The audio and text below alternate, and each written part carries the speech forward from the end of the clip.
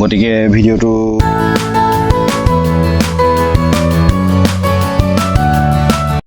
Hello guys, good afternoon. Welcome back to my brand new vlog. আৰু বহুত দিন হল video বিলাক দিয়া না আপগ্ৰেড দিয়া না কালি এটা দিছো ইনস্ট্ৰুমেন্ট ইঞ্জিনিয়াৰৰ ওপৰত তো আজি এটা নতুন ভিডিও এটা নতুন টপিকৰ ওপৰত আৰু আলোচনা বা বুজাবলৈ আপোনালোকক চেষ্টা কৰিম গতিকে ভিডিওটো আৰম্ভণিৰ পৰা শেষৰলৈকে চাই থাকিব আৰু এইকেইদিন মই খুবেই বিজি হৈ আছো ব্যস্ত হৈ আছো দেখিছে আপোনালোকে সেইকাৰণে ভিডিও বিলাক দিবলৈ পৰা নাই তো বেছি দেৰি নকৰি বলক ভিডিওটো আজি আৰম্ভ কৰি দিওঁ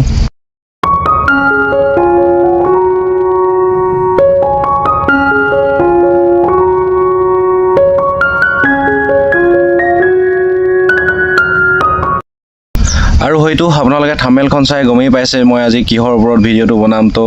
গতিকে ভিডিওটো মানে নকলেই হ'ব কিহৰ টপিকৰ ওপৰত ভিডিও বনাম তো এজনে সুধিছিলে যে ইঞ্জিনিয়াৰিং হেল্পাৰ এজনৰ কাম কি আৰু কেনে ধৰণে তেওঁৰ ৰেসপন্সিবিলিটি কি হয় তো তাৰ ওপৰত ভিডিও এটা বনাবলৈ কৈ আছিলে তো তাৰ ওপৰতে আজি ভিডিওটো বনাম সো ইঞ্জিনিয়াৰিং হেল্পাৰ আপোনালোকে কোনটো বিভাগ প্ৰথম আহিব আপোনালোকে কোনটো বিভাগত ইঞ্জিনিয়াৰিং কৰিছে বা কোনটো ইঞ্জিনিয়াৰিংৰ পৰা আপোনালোকে সাৰ্টিফিকেটখন লৈছে নহয় জানো হেতুৱে হ'ব প্ৰথমতে ইঞ্জিনিয়াৰিংটো বিভিন্ন বিভাগ মেকানিক্যাল হয় ইলেক্ট্ৰিচিয়ান হয় ইনস্ট্ৰুমেন্ট বহুত বিভিন্ন ধৰণৰ ইঞ্জিনিয়াৰিং আপোনালোকে আপুনি মানে কোনটো বিভাগত ইঞ্জিনিয়াৰিং কৰিছে হেতু ফাৰ্স্ট অফ অল ডিপেন্ড কৰিব নহয় জানো আৰু সকলোবিলাক ইঞ্জিনিয়াৰিংৰ কামবিলাক বেলেগ বেলেগ ডিফাৰেণ্ট হয় গতিকে আপোনালোকে কমেন্ট কৰি জনাব যিজনে মোক কমেন্ট কৰিছিলে যে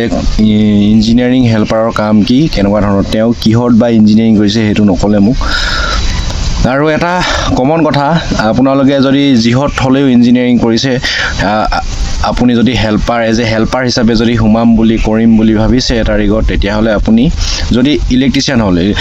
ইলেক্ট্ৰিচিয়ান ইঞ্জিনিয়াৰিং শিকি আছে তেতিয়া হলে আপুনি ইলেক্ট্ৰিচিয়ান জনৰ লগত থাকি তেওঁ যিখিনি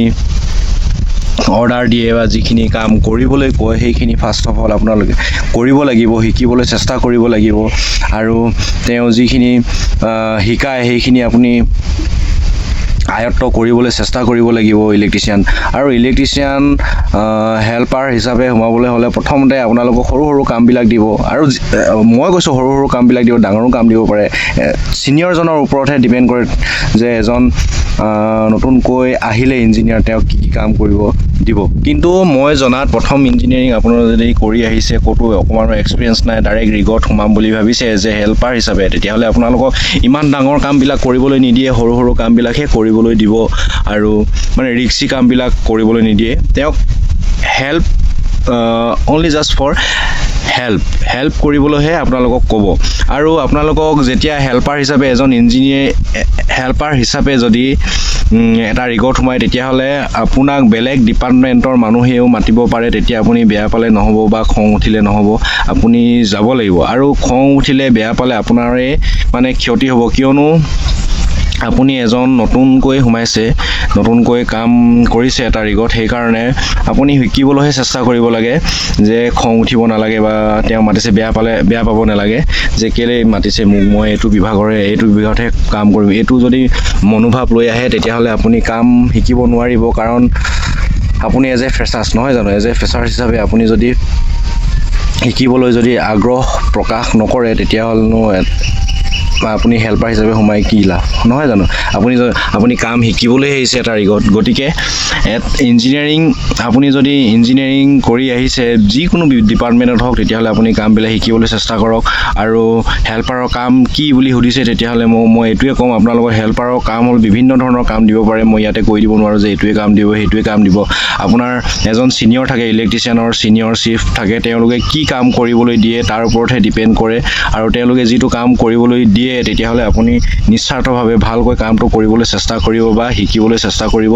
তো আৰু হেল্পাৰ হিচাপে সোমালে আপোনাৰ কোনোবা কিবা এটা ভুল কৰিলেও আপোনাক মানে ইমানখিনিও কথা শুনাবলৈ নোৱাৰে কাৰণ আপুনি এজ এ হেল্পাৰ হিচাপে এজ এ ফ্ৰেছাৰ্ছ হিচাপে সোমাইছে নহয় জানো গতিকে আপুনি কামটো শিকিবলৈ আহিছে গতিকে অলপ ভুল হ'লেও আপোনাৰ তাত ক্ষমা বুলি কোৱা বস্তু এটা থাকে ইমানখিনি আপোনালোকক প্ৰেছাৰ নিদিয়ে এইটো কৰিবই লাগিব সেইটো কৰিবই লাগিব যদি কৰে আপোনাৰ কাৰণে ভাল হয় তো গতিকে এজ এ ফ্ৰেছাৰ্ছ ইঞ্জিনিয়াৰিং হিচাপে হেল্পাৰ হিচাপে কাম কৰিবলৈ যদি ৰিগত সোমায় খুব ভাল কথা আৰু কামবিলাক শিকিবলৈ পাৰিব আৰু মোৰ হাতখন বিষাই আছে সেইকাৰণে এইফালে ঘূৰাই আছোঁ এইটো দমে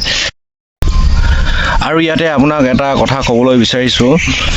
মই বেলেগ ইণ্ডাষ্ট্ৰীবিলাকত নাজানো কেনেকুৱা কি হয় কিন্তু ৰিগ ইণ্ডাষ্ট্ৰীত যদি আপুনি এবাৰ সোমায় তেতিয়াহ'লে বিভিন্ন ধৰণৰ কাম শিকিব পাৰে বিভিন্ন ধৰণৰ মেচিন ইনষ্ট্ৰুমেণ্ট এইবিলাক দেখিব আৰু চুবলৈ পাব বনাবলৈ শিকিবলৈ পাব সেইকাৰণে যদি আপুনি এটা ৰিগত সোমায় তেতিয়াহ'লে লাভ আছে ইঞ্জিনিয়াৰিং যদি মেকানিকেলে হওক বা ইলেক্ট্ৰিচিয়ানে হওক আপুনি যদি ইঞ্জিনিয়াৰিং কৰি আহিছে নহয় যদি ৰিগত সোমায় হেল্পাৰ হিচাপে বহুত লাভ হ'ব বহুতখিনি কাম শিকিবলৈ পাৰিব তো আজি ভিডিঅ'টো কেনেকুৱা লাগিলে কমেণ্ট কৰি জনাবলৈ নাপাহৰিব আৰু আপোনালোকে এনেধৰণৰ ধুনীয়া ধুনীয়া কমেণ্টবিলাক কৰি থাকিব আৰু ছাপোৰ্ট কৰি গৈ থাকিব মই আপোনালোকক যিমানখিনি পাৰোঁ মোৰ বেষ্টটো দিবলৈ চেষ্টা কৰিম শিকাবলৈ চেষ্টা কৰিম তো অন্য এটা ভিডিঅ'ত লগ পোৱাৰ প্ৰতিশ্ৰুতিৰে আজি ভিডিঅ'ত ইমানখিনিতে ৰাখিছোঁ আৰু ছাবস্ক্ৰাইব কৰি থ'ব হা মোৰ ভিডিঅ'ত ইমানখিনি কষ্টৰে ভিডিঅ'টো বনাইছোঁ আপোনালোকৰ লাভৰ কাৰণে আপোনালোকে কিবা এটা শিকক বুলি তো জয় অসম